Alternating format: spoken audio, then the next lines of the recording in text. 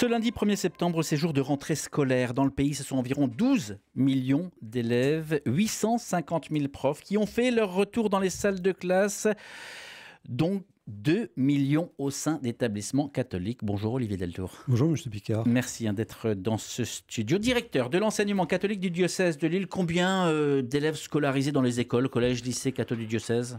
Un peu plus de 100 000 élèves auxquels s'ajoutent les communautés professionnelles qui souhaitent, là, en ce jour de rentrée, une très belle année scolaire, c'est-à-dire aux jeunes et aux adultes de nos écoles, collèges, lycées, enseignement supérieur et les apprentis aussi. Est-ce que vous avez déjà une vision précise des classes ou pas encore ? Il est encore tôt là, pour avoir une vision précise. Je pense qu'on aura les premiers chiffres en fin de semaine.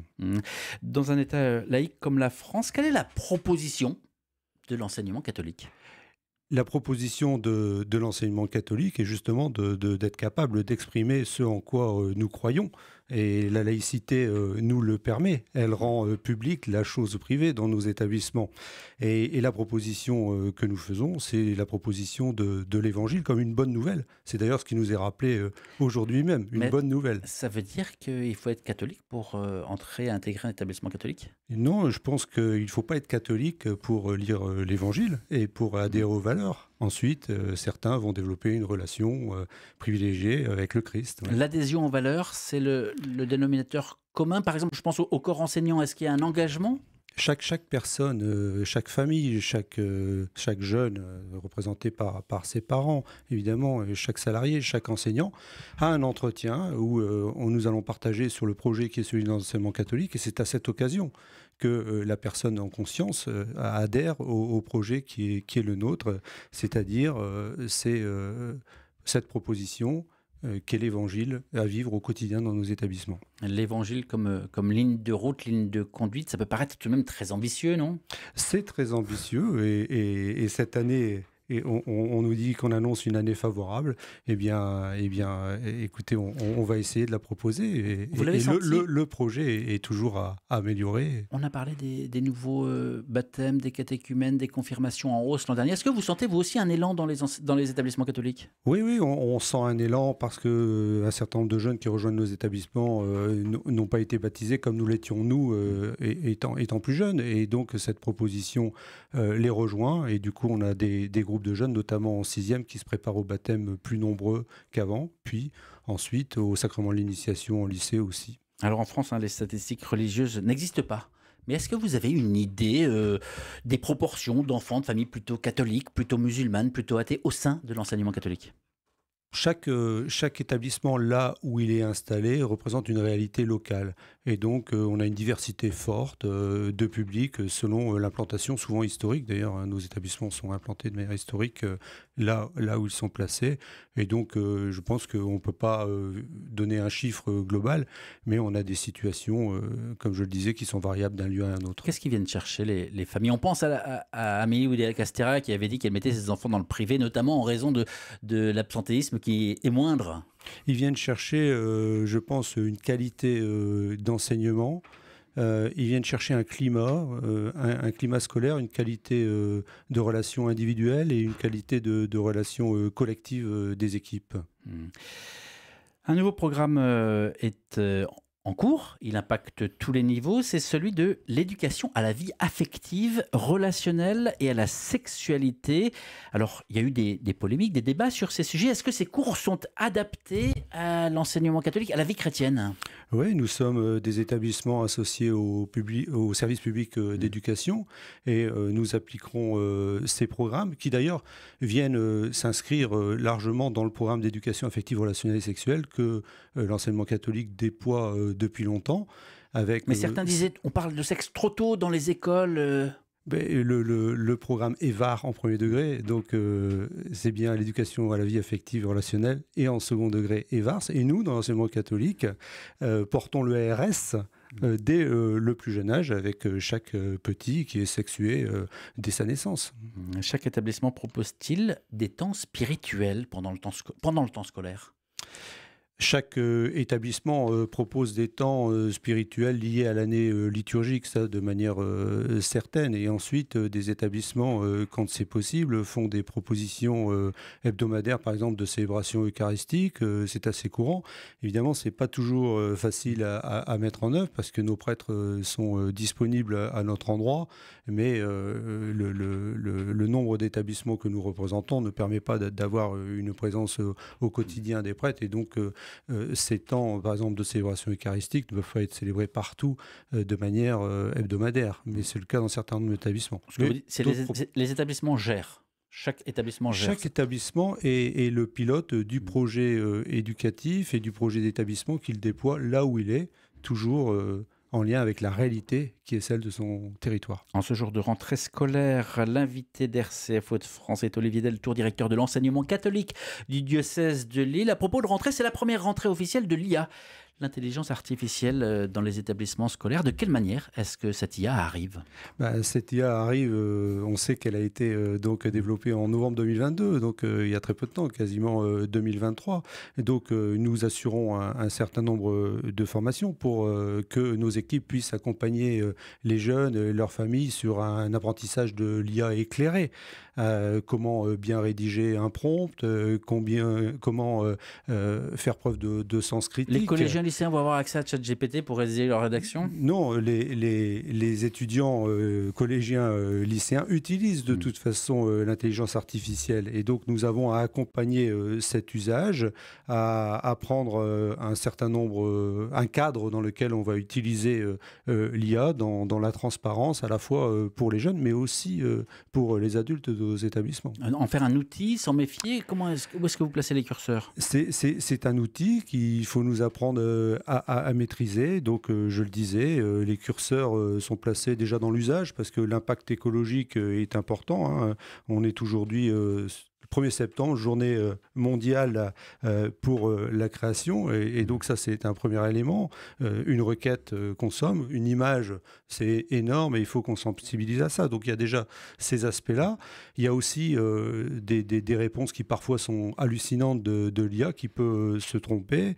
Et donc cet accompagnement, esprit critique, oui.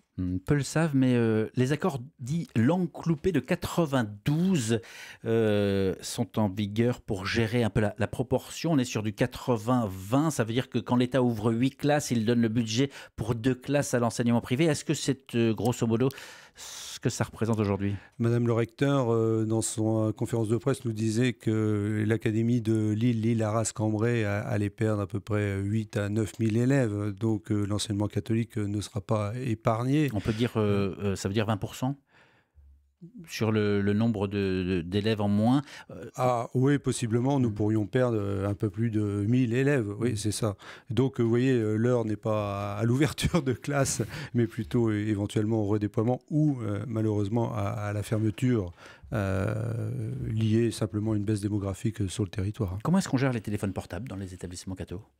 Écoutez, cette question ne se pose quasiment pas chez nous parce que historiquement, il y a eu des choix assez fermes qui ont été faits par les établissements pour que les téléphones portables restent dans les sacs et nous avons souvent pris le choix de confisquer le téléphone alors que nous n'en avions pas forcément l'autorisation il y a de ça 5 ou 10 ans. Mais il se trouve qu'aujourd'hui, dans nos pratiques, le téléphone ne me semble pas être un sujet. Évidemment, il peut y avoir... Il n'y a pas de politique globale sur les établissements. Le téléphone peut rester dans le sac et on sait combien les jeunes sont astucieux pour les ressortir. Oui, mais je crois qu'il y a une exigence telle des équipes et je pense que très tôt, ça a été pris en compte dans nos établissements. Et les jeunes ont bien compris que le téléphone restait à la maison ou restait fermé en mode avion ou encore dans le sac ou dans une trousse, vous savez, avec ces nouveaux matériels qui permettent d'empêcher qu'il soit utilisé. Qu'il y ait du réseau. Uniforme, pas uniforme. L'expérimentation dans une centaine d'établissements publics fait encore l'objet d'évaluation, donc pas de généralisation en cette rentrée. Où est-ce que vous en êtes, vous ? Dans certains établissements de longue date, on peut le voir ici ou là, des établissements ont un tablier par exemple, mais il n'y a pas de généralisation. Absolument pas. Et on a une proportion d'établissements qui demandent l'uniforme ? Oh, ils sont pas très nombreux, mais il y en a quelques-uns. L'année dernière, Olivier Deltour, des élus lillois avait haussé le ton sur la gratuité des fournitures scolaires. Parce qu'à Lille, les fournitures scolaires sont gratuites. En fait, elles sont payées par la ville. Or, seuls 3 établissements sur 15 la répercutaient, annonçaient des élus, alors que Lille donne aux écoles des dotations qui devraient permettre à tous d'en bénéficier. Où est-ce que vous en êtes aujourd'hui ?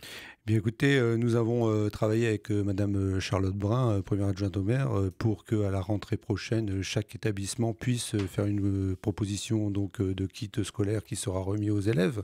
Et nous associons évidemment à cette initiative de la mairie de Lille, avec toujours chez nous un certain nombre d'établissements qui accueillent des élèves qui ne sont pas de Lille, mais pour lesquels un effort sera fait par les structures. Ça veut dire que ceux qui ne sont pas de Lille, mais qui sont dans un établissement lillois, verront leur fourniture scolaire gratuite ou non ? Se verront proposer un kit de fourniture scolaire, oui. Donc, a priori, gratuit. A priori, elles seront gratuites. Une réflexion avec le rectorat était en cours, on en avait parlé, vous étiez là à cette place l'an dernier au sujet de la mixité sociale dans les établissements scolaires, notamment en métropole lilloise. Comment tenir la promesse de la mixité sociale ? Eh bien, nos établissements ont à cœur de tenir cette promesse, puisque nous sommes un territoire qui accueille une mixité scolaire qui est forte comparée à certains autres territoires. Eh bien, c'est inscrit dans l'ADN, dans l'héritage que nous avons reçu de cet enseignement catholique. La difficulté reste toujours le financement, notamment de la restauration, puisque nos établissements catholiques d'enseignement bénéficient peu d'aide sur la période méridienne, et c'est ce budget-là qui pèse pour les familles. Quand certaines communes proposent un repas à 1 euro pour les élèves de la commune de l'enseignement public et que nos élèves ne se voient financer aucune participation sur leur repas, eh bien 5 euros, et c'est pas cher, multiplié par 4 enfants, c'est 20 euros par jour, et c'est ça qui pèse dans un budget familial. Olivier Deltour, dans la foulée de l'affaire Betaram, d'anciens élèves d'établissements catholiques ont pris la parole ces derniers mois. En France, ils dénoncent des violences physiques ou psychologiques. Certains ont pris la parole des dizaines d'années après les faits. Est-ce que vous avez reçu dans le diocèse de Lille des courriers, des plaintes d'anciens élèves d'école catholique ? Tous les courriers reçus sont traités en lien avec la cellule du diocèse. Ils sont comparés toujours à un département qui est le plus peuplé de France, au diocèse le plus important de France, d'enseignement catholique, relativement peu nombreux, mais nous sommes très touchés quand nous avons une information qui nous dit que des personnes ont subi des choses qui sont tout à fait inacceptables, et on les invite d'ailleurs toutes à venir vers nous si elles ont des éléments à nous remonter. Il y a une cellule au sein de l'enseignement catholique du diocèse qui est à l'écoute. Nous directement, direction diocésaine, les directeurs diocésains sont à l'accueil, et nous avons aussi un service de psychologie de l'éducation qui est très important sur le diocèse de Lille historiquement. Nous accueillons les demandes. Rien ne laisse penser qu'elles seraient nombreuses, mais nous ne sommes pas à l'abri que par le passé, des actes répréhensibles, inacceptables, puissent avoir existé. Une commission d'enquête parlementaire pour faire la lumière sur les violences contre les enfants en milieu scolaire a rendu son rapport, c'était tout début juillet. Après 5 mois de travail, certains d'ailleurs ont dénoncé un acharnement contre les établissements catholiques, quand d'autres ont salué au contraire le travail de transparence. Où est-ce que vous vous situez ? Écoutez, les contrôles doivent pouvoir se mettre en place. Notre secrétaire général, l'ancien, puisque nous en avons un nouveau depuis ce 1er septembre. Qui sera l'invité d'RCF national demain matin. Voilà, il était chez nous à Lille lundi dernier pour la rentrée des chefs d'établissement. Mais nous sommes favorables au contrôle. Donc un certain nombre de contrôles se mettent en place et sur pièce. Je crois que les premiers éléments qui ont été remontés d'ailleurs aussi lors de la conférence de presse de Madame le recteur signalent qu'il y a quelques recommandations, mais qu'il n'y a rien de significatif qui pourrait nous mettre en demeure. Mais Elisabeth Borne a lancé un grand plan de contrôle. Elle affecte 120 inspecteurs supplémentaires en 3 ans. L'objectif, effectuer 1000 contrôles en 2025, visiter 40% des 7200 établissements privés sous contrat en France d'ici 2027. La commission, elle, recommandait au moins un contrôle complet tous les 5 ans au plus. Tout ça, vous y êtes prêts ? Ben, on y est prêt, en tout cas, on y travaille parce que c'était pas dans la culture que d'être contrôlé. Donc c'est relativement nouveau pour les équipes de chefs d'établissement. Évidemment, c'est une charge qui s'ajoute à leur quotidien et on s'y prépare et on y est prêt parce que je pense que nous faisons bien notre travail. Donc il n'y a pas de difficulté. Il s'agit de réunir toutes les informations. Mais toujours sur ce sujet, la commission plaide pour que des données chiffrées par académie et par type d'établissement soient produites, rendues publiques chaque année. Alors pour l'instant, c'est juste une proposition. Est-ce que c'est une bonne idée? Mais l'enseignement catholique lui-même, dans le cadre, vous évoquiez tout à l'heure la mixité sociale, promeut la diffusion d'éléments chiffrés sur la réalité de nos établissements, des contributions familiales, de l'IPS, etc. Ça pose aucune difficulté. Est-ce que les scandales à répétition dont on parle à l'instant là ont entraîné une baisse d'inscription ou de réinscription? Je ne le pense pas. Notre nouveau secrétaire général, Guillaume Prévost, nous disait combien il trouvait que l'enseignement catholique va bien. Et c'était intéressant de l'entendre parce que, évidemment, nous pouvons être entamés ici ou là par la médiatisation d'un certain nombre de sujets qui ne sont pas la réalité de ce que nous vivons aujourd'hui dans nos établissements. Olivier Deltour, le temps file. Vous avez parlé tout à l'heure de se mettre finalement à l'école de l'Évangile pour enseigner. Comment est-ce qu'on rend compatible les deux en respectant, on l'a effleuré tout à l'heure, la laïcité française? Bien, la laïcité donc est un principe de la République auquel nous adhérons et justement c'est un moyen qui permet de rendre public dans nos établissements ce que nous vivons dans le respect absolu de la liberté de conscience. Mais nous, communauté professionnelle, adultes, personnel de vie scolaire, enseignants, avons la possibilité de dire ce en quoi nous croyons. Ça mérite au moins d'être clair. Olivier Deltour, directeur de l'enseignement catholique du diocèse de Lille. Merci d'être venu répondre à ces questions. Merci à vous, M. Picard. Voilà, l'entretien va être à retrouver sur la page YouTube d'RCF Hauts-de-France et sur le site rcf.fr, Région Hauts-de-France.